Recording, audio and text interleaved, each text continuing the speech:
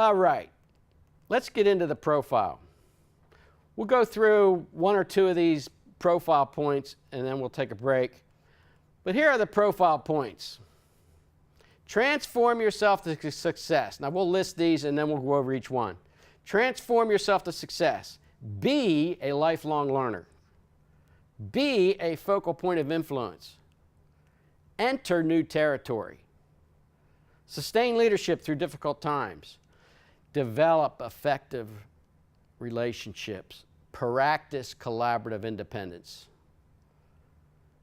7 points, profile points, that can be said to go into a profile of what a leader can look like. These might not be all of it. These are my own personal things. Of course, I generally tell people, man, you got to do this. You got to check this out. You got to read this book. And sometimes we all get like that. This is a great book. Hopefully it affects you the way it affected me. But I saw in the talks that I did over a 5-year period that there was a progression. Therefore, each talk had something significant to teach me as well as to teach others. And I put those points in the shape of a car. I said the wheels were the B's. The wheels are the be a lifelong learner. Back wheels, the front wheels are be a focal point of influence. And the transmission is transform yourself to success. We'll just point those out. Transform yourself to success, the transmission that makes the wheels go. The engine, sustaining leadership through difficult times. That's your engine. The passenger compartments are about relationship. Developing effective relationships, developing collaborative relationships. Entering new territory is your GPS. And maybe it's your GPS to the unknown. So I figured there's a good way to represent a profile with my 1963 purple Riviera. And we talked about first priority we need to do is discover our identity. That's huge. That's absolutely huge. That's an absolute must. And you know what? I believe if you do that, you're going to be a rare bird. Because I'm not sure that a lot of people are thinking like this. And they need to think like this. Because we need to be solid leaders that are going to affect the people on this planet, to influence people. And it's always the few that rise to the surface. You have the masses that do everything we do as part of a mass, and then you have the harder things get, the fewer it gets. The more creative things get, the fewer it gets. The more leadership challenges there, the fewer it gets, until you get up to maybe there's just a couple people in a room that are going to make a big difference, that are going to affect the rest. So discovering our identity is huge. I'm too fabulous to fit in. How about this giraffe? Does he know something about his identity?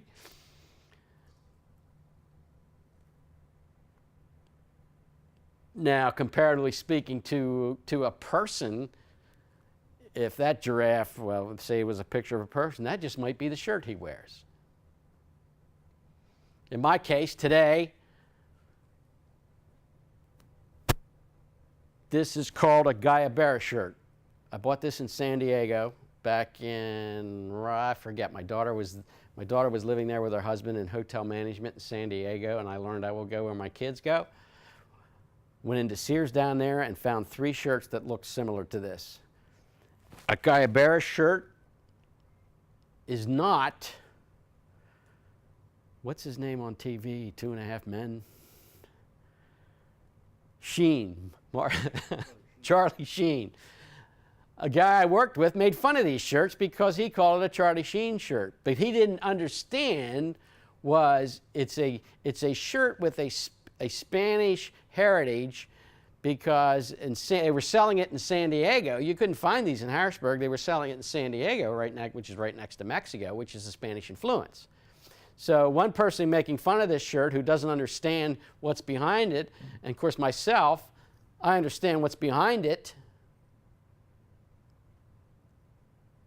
and my kids have some Spanish blood in them, so it's significant to me. So it's like that giraffe, he's wearing a shirt that's could be making a statement.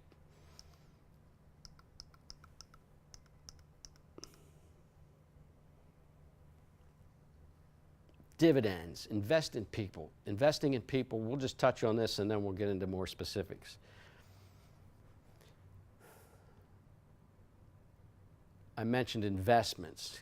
Giving books, giving talks is an investment in a person. And as we know with money, investments create dividends. And the dividends is, my goal would be to help you, if you don't already know, or help you to go deeper in discovering your own identity, discovering your own passions, discovering your own purposes. And maybe it's, even if you are a successful business person at this time or successful in whatever you're doing, whether it's a hobby that you have or whether it's a business that you have or whether it's something at home that you're working on and you're a success at it, well, maybe these thoughts will just take you to the next level because you're never done. You're never done. Like Joe Paterno, it was always too soon to quit.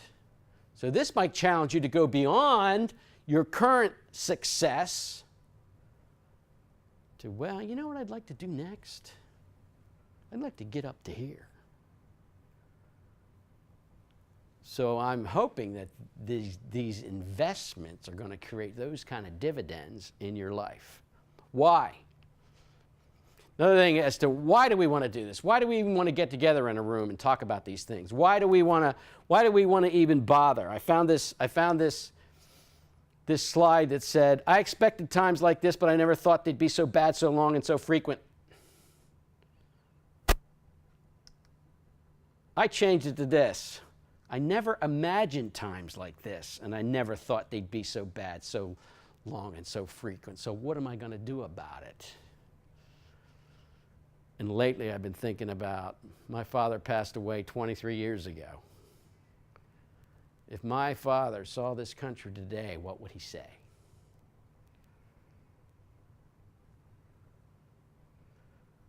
My father put a letter in the time capsule in Harrisburg in 1961. And it was published in the newspaper. In this letter, he had a prayer that was called the Fall of the Reds. Who were the Reds? Communists. The Communists, the Soviet Union at the time, Russia. That's in the time capsule. In that letter also, he mentioned his three boys, Buddy, Ricky, and Jimmy. Jimmy was just what was I? I was 11 years old at the time. And he said, Jimmy likes ice cream. That was my claim to fame. In 2061, when they open up this time capsule and they get this letter out, they're going to read about that. Okay?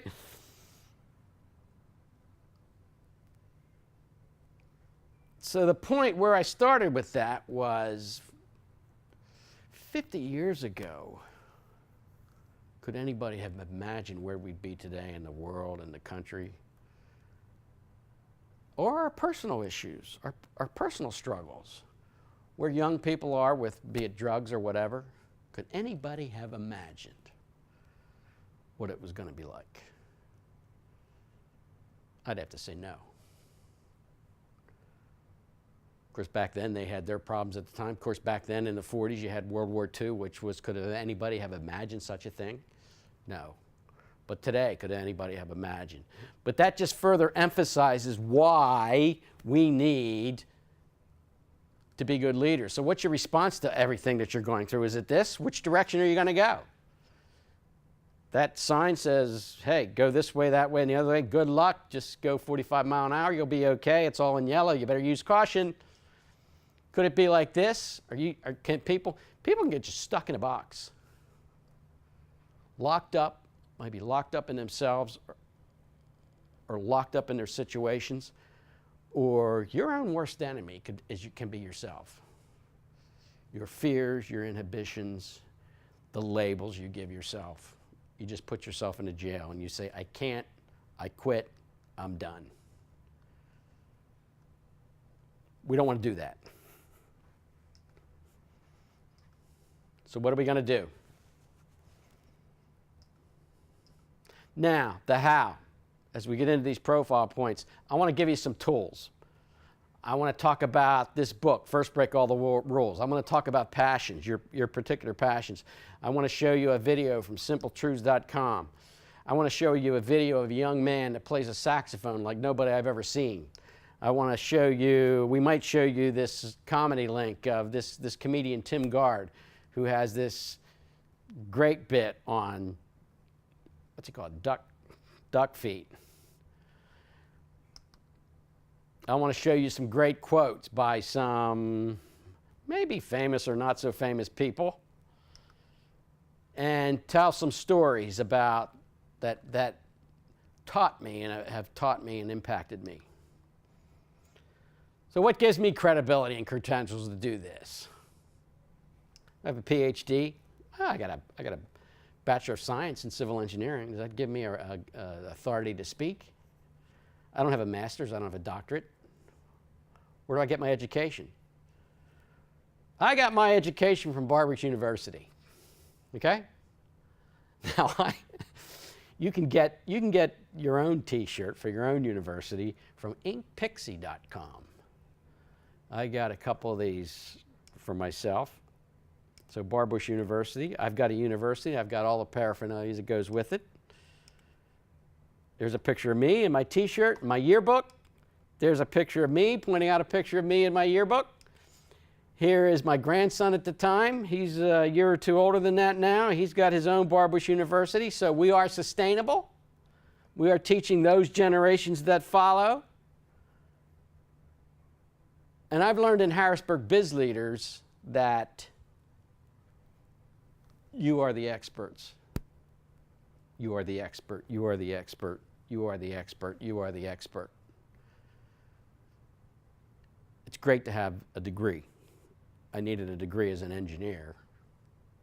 People need degrees in business.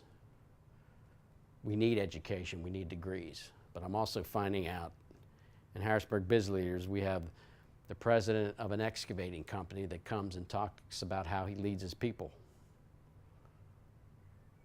He's in construction. He has a special thing for young people, bringing them along. And in the construction zone, it's tough. It's tough. You're working with a specific type of person who works out in construction, as opposed to a white-collar worker that works in an office. They have different ways of working. They'd rather be outside than behind a desk. So Rick works with young people and helps bring them along and train them up. He is the expert. We've got two bankers. We've got a branch manager banker. We've got a business lender. These people have said things in Harrisburg Biz Leaders that just blow me away. How they lead their people. How they relate to their people. We've got an IT guy, James, there. James is a huge contributor. James comes because he gets something out of it. The banker comes because she came to network, but she said, once I got here, I liked what I was getting, and it went from networking to education and participation. We have an engineer who's a geotechnical guy. He comes to be mentored. They are the experts. May or may not have a degree, may or may not have a PhD, but they've got things to say that we have roundtable discussions. I collect their thoughts, write them down, we publish them. I learn from them, they learn from me. So you are the experts, so catch this wave and ride it. That's the desired result, for you to catch a wave here today. To leave this place with inspiration that's going to motivate you to do what you need to do. Let's cover one point, and then maybe we'll take a little bit of a break. Success with People, Cavett Robert. I read this book a few years ago. Awesome book. But in this book, I got this quote. The world is a looking glass and gives back to every person a reflection of his own attitude. Man, that's a wake-up call. What's that look on your face when you go in your house? If you're married, meet your spouse. Is it a smile, or is it, wow, I just had a rough day? Or is it, I just feel lousy? what you project is a good chance is what you're going to get back. Unless the person you meet has enough sensitivity to see, oh, I see that you're working with something. What's the problem? Can I help? A lot of people might not do that for you. I'm finding there's not too many encouragers out there that are going to come up here and ask you how you're really doing today. How are you really doing? I don't want to. So I'm saying, how are you really doing? That's some phony baloney stuff. Like if you know me well enough, how's things going? So you get back what you put out. So is that good or not so good? Attitude, and that's a reflection of attitude. So look in the mirror, take a look in the mirror.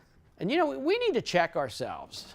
It's so easy to fall into a rut, and we get into a mode of thinking, might be struggling with some issues, and we've got it on us. I've even noticed in myself, it's like my forehead might be tensed up because I'm working on something, I've gone through something, and then I notice that even my shoulders are tensed up. So you have to purposely focus and say, what's my demeanor right now? Even there, what's my demeanor right now? Is it tensed up? Of course, your demeanor, even automatically, I did not soften my voice on purpose. That just naturally happened because I became conscious of my demeanor. Being conscious of who you are and what you are about. Well, you could have a guy like this, it's just, you know, it's a disaster and everything breaks, or you might have some confused, frightening looks. Attitude. Okay, simpletruths.com. The power of attitude. My daughter put me onto simpletruths.com many years ago. I've lost track, I've lost count. She put me onto this